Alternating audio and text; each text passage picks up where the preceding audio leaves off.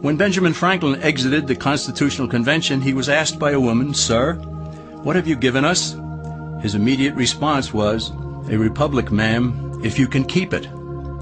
Yet most Americans today have been persuaded that our nation's governmental system is a democracy and not a republic.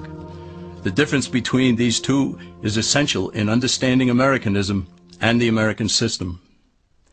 Before we discuss political systems, however, it's helpful to address the confusion that has been spread about the political spectrum. Many have been led to believe that the political spectrum places groups such as communists on the far left, fascists or dictators on the far right, and political moderates or centrists in the middle. However, a more accurate political spectrum will show government having zero power on the far right to having 100% power on the far left. At the extreme right, there is no government. The extreme left features total government under such labels as communism, socialism, Nazism, fascism, princes, potentates, dictators, kings, any form of total government. Those who claim that Nazis and fascists are right-wing never define their terms. This amounts to spreading confusion. Toward the middle of the political spectrum can be found the type of government limited to its proper role of protecting the rights of the people. That's where the Constitution of the United States is. Those who advocate such a form of government are really constitutional moderates. So let's analyze the basic forms of government. They are monarchy or dictatorship ruled by one, oligarchy ruled by a few, democracy ruled by a majority, republic ruled by law, and anarchy, which is ruled by no one. In discussing these five, we'll see that they can be narrowed down to even fewer. Looking first at monarchy or dictatorship, this form of government doesn't really exist in the practical sense. It's always a group that puts one of its members up front.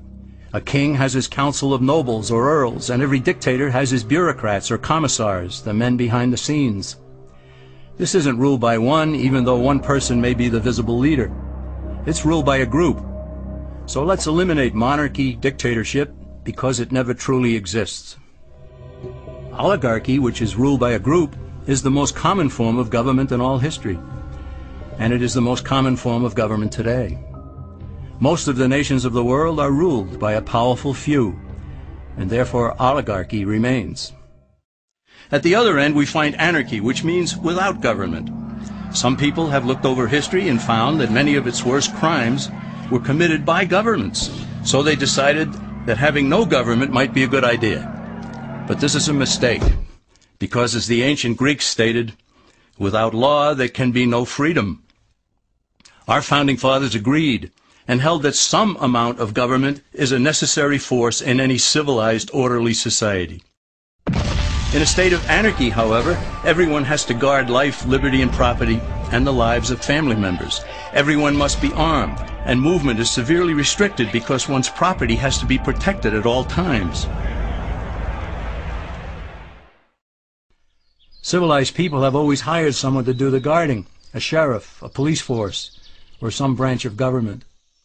Once law enforcement was in place, the people were freer. They could leave their property, work in the fields, and so on. In short, the proper amount of government makes everyone freer. There are some who advocate anarchy, however, not because they want no government, but because they don't like what they have. They use anarchy as a tool for revolutionary change. The condition of anarchy is very much like a vacuum where something rushes in to fill it.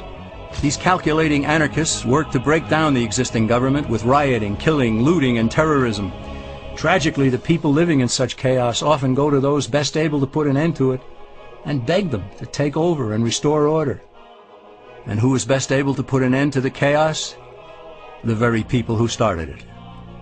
The anarchists who created the problem then create a government run by them, an oligarchy, where they have total power. This is exactly what happened in Russia that led to Lenin taking total power, and in Germany where Hitler's brown shirts created the chaos that brought him to power. But anarchy isn't a stable form of government. It's a quick transition from something that exists to something desired by the power-hungry. It's a temporary condition, and because it isn't permanent, we eliminate it as well. The word democracy comes from two Greek words, demos, meaning people, and kratein, meaning to rule. Democracy, therefore, means the rule of the people, majority rule. This, of course, sounds good, but suppose the majority decides to take away one's home, or business, or children. Obviously, there has to be a limit. The flaw in democracy is that the majority isn't restrained. If more than half the people can be persuaded to want something in a democracy, they rule. What about republic? Well, that comes from the Latin, res meaning thing, and publica meaning public. It means the public thing, the law. A true republic is one where the government is limited by law, leaving the people alone. America's founders had a clean slate to write on. They could have set up an oligarchy. In fact, there were some who wanted George Washington to be their king. But the founding fathers knew history, and they chose to give us the rule of law in a republic, not the rule of a majority in a democracy. Why? Let's demonstrate the difference in the setting of the Old West.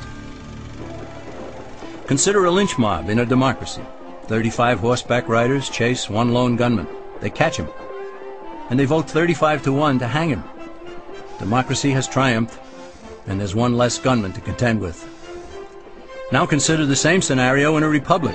The 35 horseback riders catch the gunman and vote 35-1 to hang him, but the sheriff arrives, and he says, "You can't kill him. He's got his right to a fair trial." So they take the gunman back to town. A jury of his peers is selected, and they hear the evidence and the defense, and they decide if he shall hang. Does the jury even decide by majority rule? No, it has to be unanimous or he goes free. The rights of the gunman aren't subject to majority rule but to the law. This is the essence of a republic. Many Americans would be surprised to learn that the word democracy does not appear in the Declaration of Independence or the U.S. Constitution, nor does it appear in any of the constitutions of the 50 states. The founders did everything they could to keep us from having a democracy.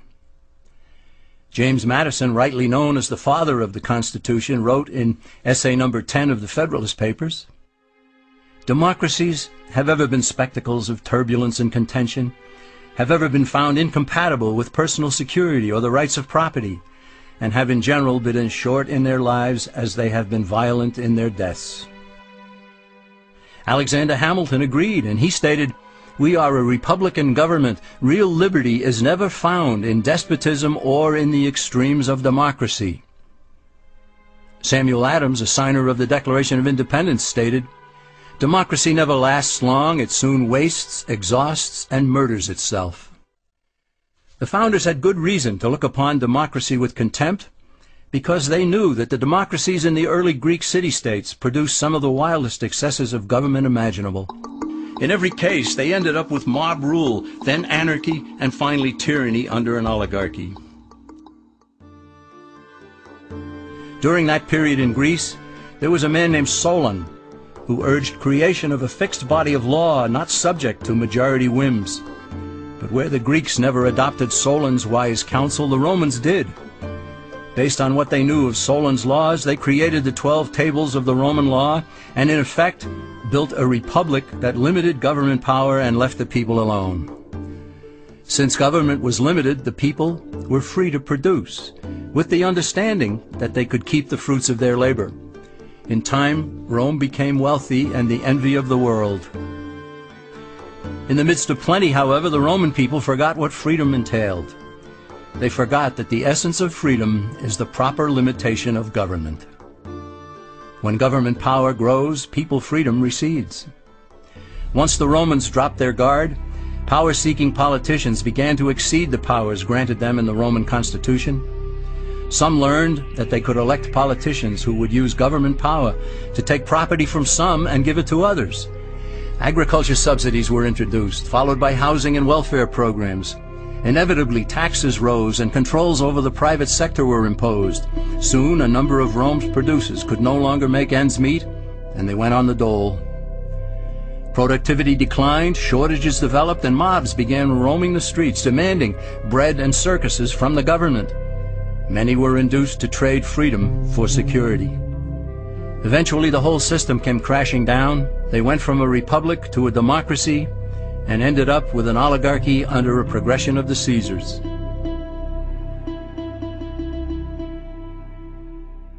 Thus, democracy itself is not a stable form of government. Instead, it is the gradual transition from limited government to the unlimited rule of an oligarchy. Knowing this, we as Americans are ultimately left with only two choices. We can keep our republic, as Franklin put it, or we will inevitably end up with an oligarchy, a tyranny of the elite.